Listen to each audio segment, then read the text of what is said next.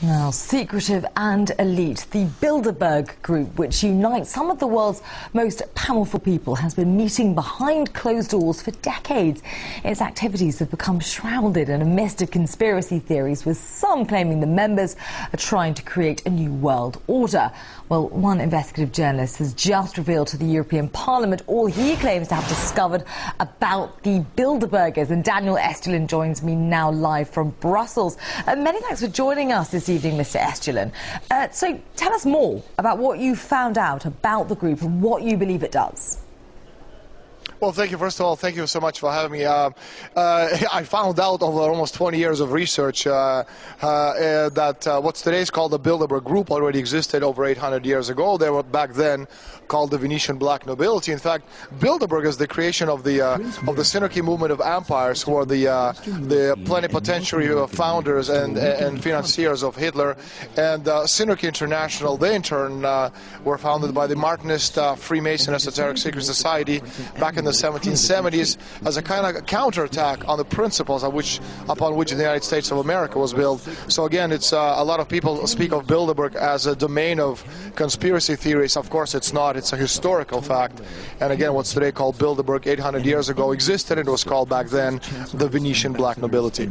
So interesting to hear that background. But what is it that you believe the group actually does today? And what evidence do you have to back up your claims? Well, the interesting thing is that a lot of people believe that Bilderberg is about one world government or creating the new world order. Especially people point out to speech made by George W. Bush back in the 1990s about the creation of one world government. It's not about that at all. It's a meeting of people who represent a particular ideology. That ideology is of money. So the idea is not to create one world government, but rather the creation of one world company limited, where the financial concerns are far more powerful than any government on earth. And we're seeing right now as evidence, very, very simple. We had to see in Europe, we had nation states. We had countries with our own constitutions, our own flags, our own currencies, our own monetary policies, and now we don't have any of that. The entire Europe is being led and directed through Brussels. In that sense, Spain, where I live, it has a currency. We lost it. We had a constitution. That's now subordinate to the European constitution. Spanish flag is no longer ours. It's the European flag with little stars. And of course, the monetary policy is decided somewhere else. And we can see what they're doing, and Greece is a very good example of that destruction, we're witnessing, and Spain, of course, is going to be the next country to go. So why was the European Parliament so interested in hearing about your findings, and what reaction did you get? Well, actually, the European Parliament was profoundly upset that I'm here. I was invited by Liga Norte, by Mario Borghesio, one of the senior European representatives from Italy, who came across Bilderberg actually in the Italian version of my book about 8 months ago. Well, he didn't know that these people existed, and the fact that some of the key decision-making process over the past 60 years were taking at Bilderberg obviously surprised and astonished him. And so through him, I was invited to make a speech, a historic speech, in fact, at the European Parliament about the Bilderbergers and their roots, which was called Bilderberg towards One World Company Limited. So can you give us some names, some examples? Who is actually a part of this so-called Bilderberg group? Well, this is the old NATO alliance. So you're talking about the European presidents, Prime Minister of Canada, the sitting president of the United States, top 50, 60 CEOs of the world's leading corporations, American senators and congressmen, European commissioners, all of the European royalty, of course, is present. Finally, talking about as well the leading bankers, the International Monetary Fund, the World Bank, the European Central Bank, the World Bank, and finally they're joined, and we have a lot of noise. I hope you can still hear me.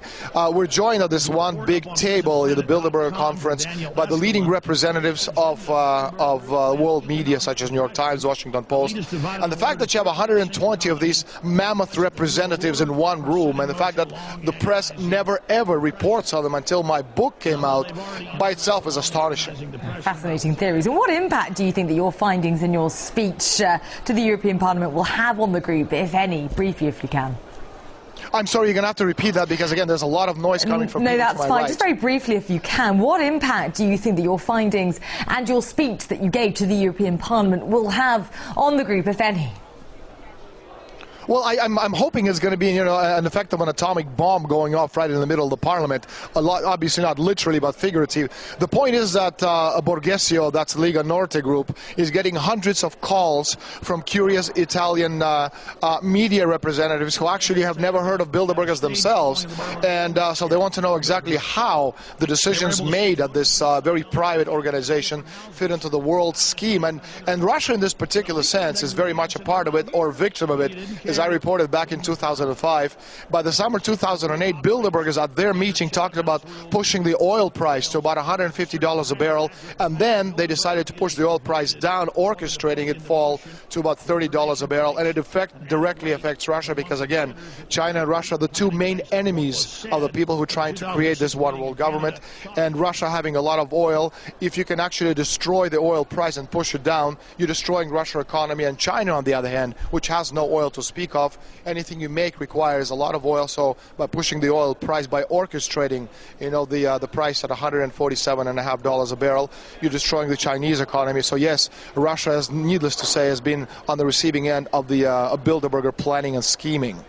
Okay, fascinating theories and a frightening thought, a figurative atomic bomb taking off in the European Parliament today. Okay, for now, many thanks. That was investigative journalist Daniel Estulin talking to us from Brussels.